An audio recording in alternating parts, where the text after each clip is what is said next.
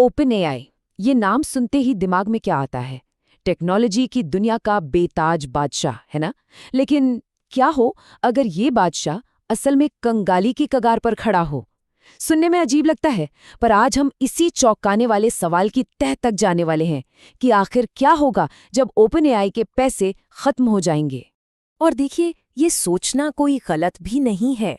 आखिर chat GPT बनाने वाली कंपनी है ये।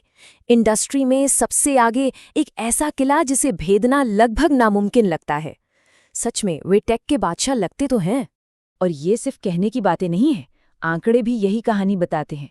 20 अरब डॉलर, इतना बड़ा रेवेन्यू, ये वो नंबर है जो उनकी कामयाबी पर आप कह सकते हैं एक पक्की मुहर लगाता है।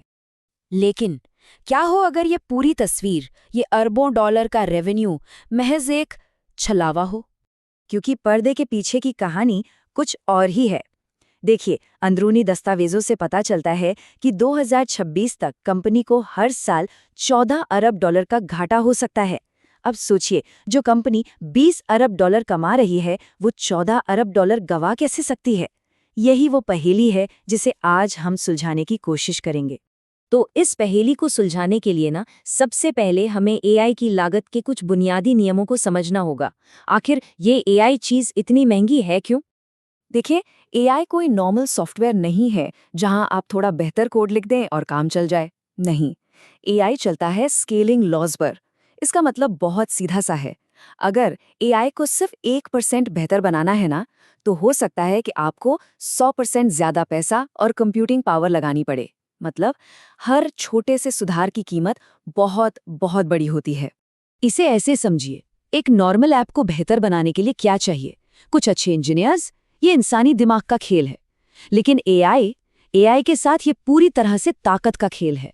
मतलब जितनी ज्यादा कंप्यूटिंग पावर डालोगे, उतना बेहतर नतीजा मिलेगा। और बस यही एक फर्क एआई को इतना ज्यादा महंगा बना देता है कि आप सोच भी नहीं सकते। तो चलिए, अब जरा उन असली खर्चों पर नजर डालते हैं जो इस लागत को आसमान पर पहुंचा रहे हैं। हार्डवेयर, बिजली और जो पैसा पानी की तरह बह रहा है उस पर। जरा सोचिए, सिर्फ GPT-4 को ट्रेन करने में ही $100 मिलियन से ज्यादा का खर्च आया था। और अब जो अगली पीढ़ी के मॉडल्स आ रहे हैं, उनका खर्च $1 अरब को भी पार कर सकता है। ये इतनी बड़ी रकम है जो कुछ छोटे देशों की पूरी अर्थव्यवस्था से भी ज्यादा है। और ये सब सिर्फ एक एआई मॉडल को सिखाने के लिए। और ये तो सिर्फ ट्रेनिंग का खर्चा है। हार्डवेयर का खर्च तो और भी डरावना है। उन्हें $40,000 वाली एक नहीं, दो नहीं, हजारों हाई एंड चिप्स चाहिए होती हैं। और सबसे बुरी बात जानते हैं क्या है? ये चिप्स हर 18 से 36 महीने में पुरानी हो जाती हैं। बेकार।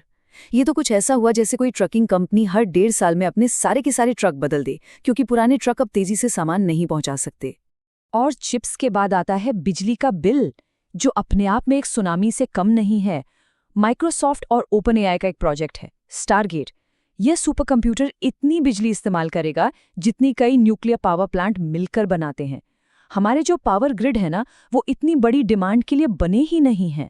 तो सवाल ये उठता है कि अगर ओपन एआई चिप्स और बिजली पर अरबों डॉलर पानी की तरह बहा रहा है, तो फिर वो अब तक चल कैसे रहे हैं? और यही सवाल हमें इस कहानी के सबसे दिलचस्प और सबसे कम समझे जाने वाले हिस्से पर ले आता है, माइक्रोसॉफ्ट के साथ उनकी डील। इसे एक बड़े ही अनोखे फाइनेंशियल चक्कर की तरह समझिए। माइक्रोसॉफ्ट कहता है कि वो अरबों डॉलर इन्वेस्ट कर रहा है, पर ये असली कैश नहीं होता। ये होता है उनकी अपनी ही क्लाउड सर्विस एज़्योर का क्रेडिट। अब ओपन एआई इन क्रेडिट्स का इस्तेमाल करता है और वो पैसा घूम फिरकर वापस माइक्रोसॉफ्ट की ही जेब में चला जाता है। तो यहाँ सबसे ज़रूरी बात समझने वाली ये है कि आप अपने कर्मचारियों को सैलरी क्लाउड क्रेडिट में तो नहीं दे सकते ना, है ना? ऑफिस का किराया, कानूनी फीस, इन सब के लिए तो असली हार्ड कैश चाहिए। और इसी वजह से ओपन एआई को अपने रोज़मर्रा के खर्च चलाने के लिए लगातार दूसरे इन्वेस्टर्स से असली पैसा उठाना पड़ता है। तो ये सब मिलाकर एक ऐसी तस्वीर बनती है जो बेहद अस्थिर है। ये बिल्कुल वैसा ही है जैसे रेत पर एक खूबसूरत महल बना दिया हो जिसकी नींव ही कमजोर है। और इस कमजोर नींव का सबसे बड़ा सबूत जानते हैं क्या है? जब ओपन एआई ने पैसे उठाए तो उसकी तुलना हुई सऊदी अरामको के आईपीओ से। अब फर्क समझिए, अरामको के पास जमीन के नीचे तेल का भंडार है, एक असली ठोस संपत्ति। और ओपन एआई के पास क्या है? सिर्फ कुछ कोड, कुछ आइडियाज, मतलब बौद्धिक संपदा, जिसे कोई भी कॉपी कर सकता है। अब जरा ये भी देख लेते हैं कि इनका पैसा आ कहाँ से रहा है। करीब 75% पैसा आता है हम जैसे आम यूजर्स के सब्सक्रिप्शन से। लेकिन यहाँ एक बड़ी समस्या है, यूजर वफादार नहीं होते। जैसे ही कोई सस्ता या बेहतर ऑप्शन बाजार में आता है, वो तुरंत स्विच कर लेते हैं। और जो शुरुआती जोश था वो अब ठंडा पड़ रहा है और सब्सक्रिप्शन कैंसिल करने वालों की संख्या बढ़ रही है। तो मतलब ओपन एआई पर हर तरफ से दबाव है। एक तरफ मेटा है जो मुफ्त में पावरफुल मॉडल्स दे रहा है, दूसरी तरफ गूगल है जो उनके टॉप टैलेंट को खींच रहा है, एंथ्रोपिक जैसे छोटे कॉम्पिटिटर्स हैं जो ज़्यादा तेजी से काम कर रहे हैं, और इन सबके ऊपर अमेरिका और यूरोप के रेगुलेटर्स उनकी माइक्रोसॉफ्ट के साथ डील की जांच कर रहे हैं। तो इतनी सारी चुनौतियों के बीच आखिर उनकी स्ट्रैटेजी क्या है? ये समय के खिलाफ एक बहुत ही ऊंचे दांव वाली और कुछ हद तक एक हताश दौड़ है।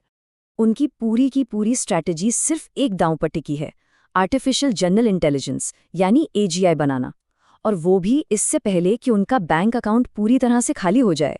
एजीआई मतलब एक ऐसा एआई जो इंसानों की तरह कुछ भी सोच सकता है, सीख सकता है। ये उनके लिए सिर्फ एक साइंटिफिक सपना नहीं है, बल्कि अपने अरबों डॉलर के खर्च को सही ठहराने का ये इकलौता रास्ता बचा है। और ये टाइमलाइन साफ दिखाती है कि घड़ी कितनी तेजी से टिक टिक कर रही है। 2025 में बहुत बड़ी फंडिंग तो मिली, लेकिन 2026 तक घाटा 14 अरब डॉलर तक पहुंचने का अनुमान है। और अनुमान ये भी है कि 2027 के बीच तक सारा का सारा कैश खत्म हो जाएगा, और तब उनके सामने एक बहुत मुश्किल फैसला होगा। तो आखिर में होगा क्या? शायद कोई बड़ा ड्रामा, कोई दिवालियापन नहीं होगा। जो सबसे ज्यादा मुमकिन लगता है वो है माइक्रोसॉफ्ट द्वारा एक खामोश अधिग्रहण, क्योंकि सच तो ये है कि सिर्फ उन्हीं के पास इतना पैसा और इतना बड़ा रणनीतिक कारण है कि वो ओपन एआई के इस भारी भरकम खर्चे को उठाते रहें। ओपन एआई की कहानी ना पूरी एआई इंडस्ट्री के एक बहुत बड़ी सच्चाई को सामने लाती है। उन्होंने ये तो साबित कर दिया कि एआई को बहुत बड़ा बनाया जा सकता है, लेकिन साथ ही ये भी साबित कर दिया कि अब ये छोटे स्टार्टअप्स का खेल नहीं रहा। ये एक औद्योगिक जंग बन चुकी है, जिसे सिर्फ वही लड़ सकते हैं जिनका बजट किसी छोटे मोटे देश के बराबर हो। और ये सब हमें भविष्य के लिए एक बहुत बड़े सवाल के साथ छोड़ जाता है। एआई की क्रांति तो आ चुकी है, इसमें कोई शक नहीं, लेकिन इतनी भारी लागतों को देखते हुए सवाल ये है कि क्या कोई सच में इसका खर्च उठा सकता है?